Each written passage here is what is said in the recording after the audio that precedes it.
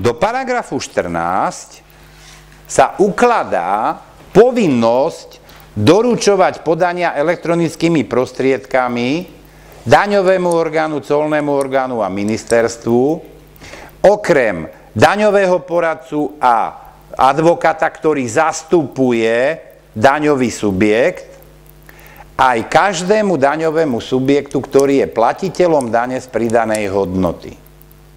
To znamená, že od budúceho roka platiteľ dane z pridanej hodnoty nebude môcť doručovať podania iným spôsobom ako elektronicky.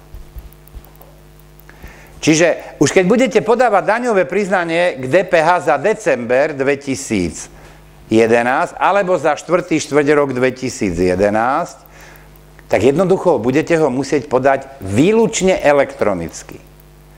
To znamená, že buď ho podpíšete zaručeným elektronickým podpisom, odošlete, tým pádom ste podanie podali a je to skončené, alebo ho spravíte na základe tej dohody, odošlete, alebo ho priložíte k mailu, alebo ho odfaxujete, ale v týchto troch prípadoch ho budete musieť doručiť do 5 pracovných dní v listinnej podobe.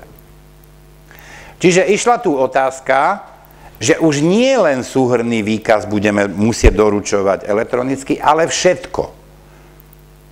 Keď hovorím všetko, tak všetko. To znamená, podanie je daňové priznanie, dodatočné daňové priznanie, hlásenie, napríklad hlásenie o vykonaní zrážkovej dani a o odvedenej dani, hlásenie o zrazenej dani z príjmov zo závislej činnosti, žiadosti, odvolanie, návrh na mimo odvolacie konanie, skrátka všetko.